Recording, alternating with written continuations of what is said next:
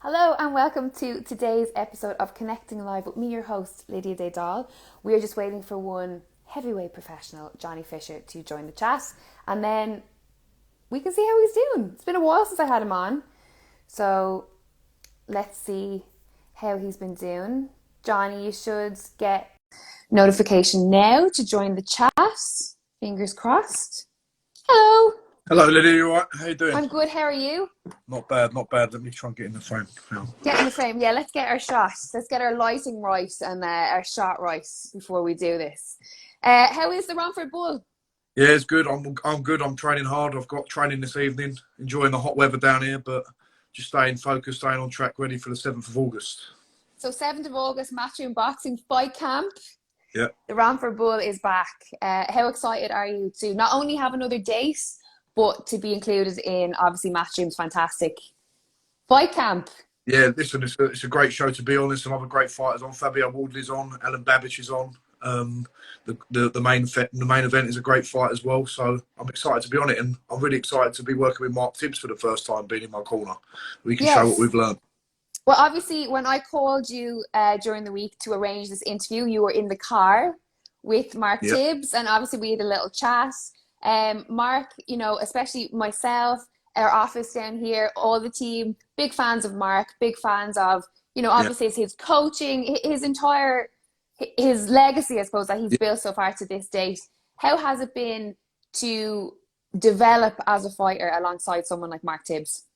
We've still under a year we've been working together, but it feels like, we said this the other day, it feels like we've known each other for a very long time. And having Mark there, having Jimmy there as well, Jimmy Tibbs, his dad, and Steve Andy helping. We've got a great little team there with the other fighters in the gym as well, and that's important. It's not just about boxing. You become mates as well, and we've built a nice stable. Absolutely. Well, this is something that's really interesting that you've touched on, because I think it's very hard for the regular public or a boxing fan to understand how important or crucial that role is between the fighter and the coach, and how it develops and how you choose who's the right fit for you. I imagine you look at, you know, what can be done for you, the environment, who's there, the training, all those different things. But there is a bigger element at play as well, that there has to be that bond or that connection, something that you can't put down on paper. Yeah, definitely. That's a huge part of it, and we're very lucky to have that with Mark. He's a great person, not just a great trainer. So we're lucky to have that. We're lucky to have that in our stable, and we all get well with Mark. And it's not just Mark; it's Steve as well. We've got a good strength conditioner, Sonny Cannon, on board now as well. And when you all get on and you train hard together, it makes it that little bit easier, and you get more out of it. Absolutely. And it seems like he's kind of put. I'm going to get you a tripod for Christmas. When's your birthday? I need a proper setup. When is your birthday? 27th of February, so a long way off. February. Well, I'll get for Christmas then. We'll get you one. We'll get you one for Christmas instead, right? That'd be better. I'll tell Big John you need a tripod. But listen, it seems like, you know, the kind of the squad or the team that Mark is putting together in the gym environment, it's very young, it's new, it's fresh, it's hungry. What's the training like with all the guys? Because obviously, is it Nathan Fletcher? Fletcher? Yeah. Who is it? Not Nathan Fletcher. I've never heard of that name before. Who? Why am I saying Nathan Fletcher? Do you know who's the big tall guy? John Hedges. No, I know John. There's a new real tall. Is he a middleweight? Fletcher. Tommy Fletcher. Sorry. Tommy. Oh, come on, John. I got the first name wrong. We're all excited to see what he does as well. And obviously we know John Hedges. Yeah, John Hedges is great. Tommy Fletcher's got so much power as well. Brilliant little prospect we've got as well. So we've got a little team. Charlie Duffield, the veteran of the group as well. Harvey Horn's back in the mix. So great team around us, and I'm really excited to see where we can all go. And it's good. We're all sort of learning and joining and learning together. So we've all got different things we're picking up off each other as well. Let's talk about your confidence in, like, maybe even from the last time that we spoke. Obviously, we spoke around your pro debut. We spoke before you made it and then afterwards. And even just looking at the videos that are going up online of you hitting pads just in training sessions, you actually just look more confident than you did, which I know is natural. You're obviously going to gain more confidence. But what has it been for you? Where has this confidence come from, or the new confidence? I just think it's since Mark's been back. Mark's been back for a good couple of months now, or about 3 months probably, and just building a little bit of a relationship with him, even more so, and training with him day in, day out. I've just become more natural in how I'm carrying myself, and that little bit of confidence. And I think it comes from the sparring I've been getting and that one-on-one tuition with well. And Harvey Horn came in the gym yesterday and said, Johnny, you just look a lot more natural in the way you're moving, the way you're flowing. So that's always a good thing to hear. But I know I've got a very long way to go ahead to improve. I'm feeling more natural, and I'm feeling more like a professional now than I did when I was just before my debut, for instance. What can we expect to see August 7th on Matchroom's fight camp from Johnny Fisher? What difference or what changes, if any, have been made? I want to look a little bit cleaner, a little bit more polished, a little bit more settled behind my work. The first 2 fights I've shown my aggression and my power, and I will always have that. But we've been working on controlling that and looking more professional in my work, rather than looking like someone who's coming and wants to put on a show, which is what we still want to do. But it's about looking more polished, because as we move up, the tests get harder. Like this test is going to be a bit harder. So you've got to be more on your game, and you've got to add things to your game, and that's what we've been doing. When you look back on your pro debut, are you self-critical? Did you look back at it and say, oh, I wish I hadn't done that, or I wish I'd done this? Or were you like, it's my pro debut, and then these things are to be expected? I was really happy with my debut. I was really happy because I got the round 1 knockout. It was a good clean, crisp stoppage as well. So I was very, very happy. The second fight as well, I took on a few days' notice, so I still got the stoppage win. But every performance you can pick holes in and you can work and improve on. But that's the whole point of having fights. When you have your first, second, third, fourth, fifth fight, you're going to have improvements. It's just because I've been very lucky and I'm on the stage that I'm on with Matchroom. Not a lot get to start on that stage. They have to work up to it, and I've got a lot of eyes on me, and I'm going to get a lot of people watching. So I've got to be ready to improve at quite a fast pace. But I will do that with the situation I'm in. I'm quite a quick learner, and I'm just enjoying it. And I haven't put pressure on myself in the sense of, I know I'm a beginner. I'm a novice in terms of the professional sport. So I've got a long way to go, and I've always met people. But the main thing with me is I'm excited to watch, and people will enjoy that. Absolutely, definitely. I mean, I don't think anyone would question, the stage that you're on. Everyone, you're very deserving of being in Matchroom, and I think everyone that is, has a love of boxing and love of the sport is very excited to see what you do, because you are in a very, very exciting division as well. I mean, there's no denying that the heavyweight division is the one that everyone always watches. It's where the money is. It's where the numbers are, and it's for good reason. But we spoke before about the pressure that perhaps, being on that stage could bring, especially for someone who's starting out in their career. At the time, I remember you saying, you're just going to take it as it comes, and you're a very relaxed person as you are in everyday life. But has anything changed? Now that you know how it works, you see how the machine is starting to formulate, there's the media, there's the lights, there's, more eyes on you. Has anything changed in terms of the pressure that you feel? I don't see any of it as pressure, in the sense of, obviously I feel pressure to do well. I want to do people proud, but there's no pressure in the sense that a year and a half ago, I wouldn't have dreamed of being where I am now. So everything, if you treat it as a bonus and you're just enjoying the journey, then yeah, I do train hard and I love training. But when it comes down to it, this is all the bonus, and I'll keep building on it. And the higher we get, the better we'll get. Obviously, the pressure is going to be high when you're in big fights, but that's just sport in general. But the main thing is, when you do something in life, you've got to make sure you enjoy it, and I'm enjoying every step so far. So it's more a fact that I'm enjoying it. I'm seeing how far I can go, taking the pressure off myself with my attitude, in terms of I'm in a position I couldn't have dreamed of being a year and a half ago. So why not see how far you can go with it? And I'll give it my best, and wherever I end up, I'll end up. So no regrets at choosing boxing as a career? No, definitely not. Definitely not. I'm really, really happy with what I've done. I've done my history degree, obviously, and I was looking to go into some sort of lawyer role as a barrister or solicitor, but this is a lot more interesting at the minute, so I'm sticking with I was slightly a little bit more fun than sitting in an office 9 to 5, right? But at least you always have that option if you ever want to bow out. Yeah, I'm much Oh, more have we preferring lost Johnny? getting in the ring. Oh, you're still there. Can you hear me?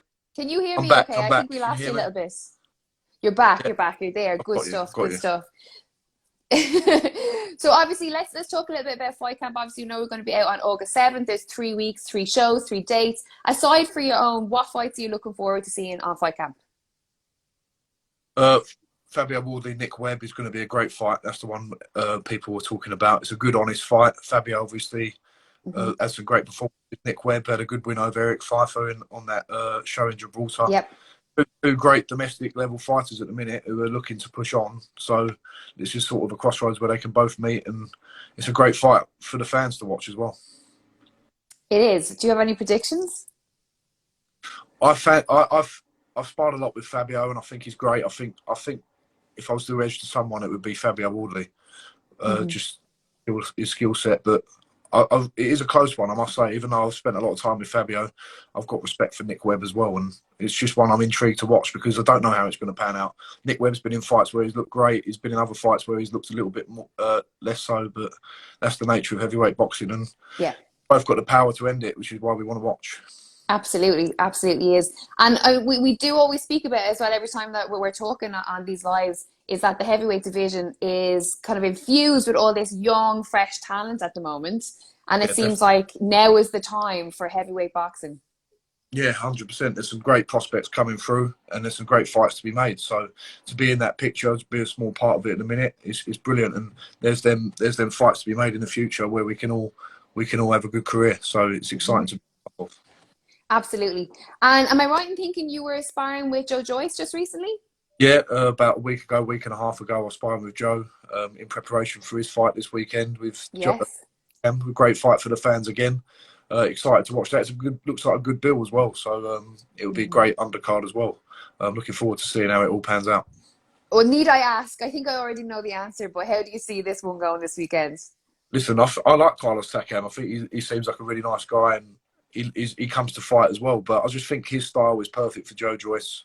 A bit smaller guy, and just going to be walking on to Joe Joyce's big levers. And I think it will be around like a second half of the fight stoppage. I think that's what I'm going for, around 6 to 12 stoppage.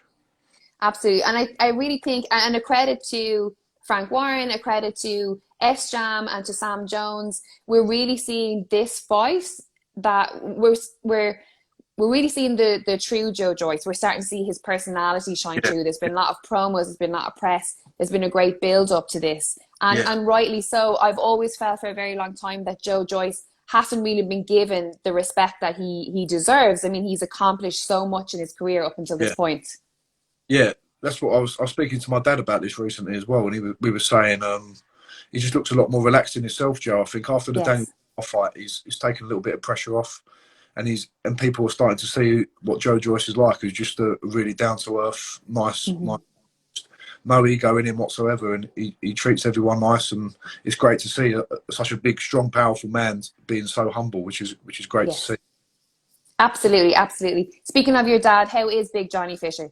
Big John's good. He had Turkish last night for my brother's 18th birthday, so he feels good. He's stayed off the Chinese this week. I think he's had a bit too much Chinese recently, and he's moving on to Turkey. That's his. Good to hear. Good to hear. But I know I seen you put up a video of him getting recognised, his fan pictures. So I mean, it Yeah, must so be an exciting time for both of you guys getting recognised a little bit more. what it was, we was up Liverpool Street in London just before the Euro final, and people were going, "Is that the man who eats the Chinese on the telly? Is that Big John? John, can we get a picture about?" It was so funny to see. It's just I couldn't believe it really, but he's TikTok famous now, so that's what he's got to get used to.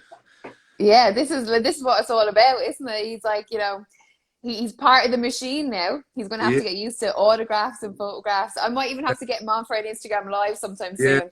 that'd be good. We'll get him on. He's going to be at fight camp as well, so we'll see who's there to give him a little interview if someone's about. Excellent, excellent. Well, final question before I let you go, because I know you're in camp, so you don't want to have you be on this for too long. But No what problem. is life like?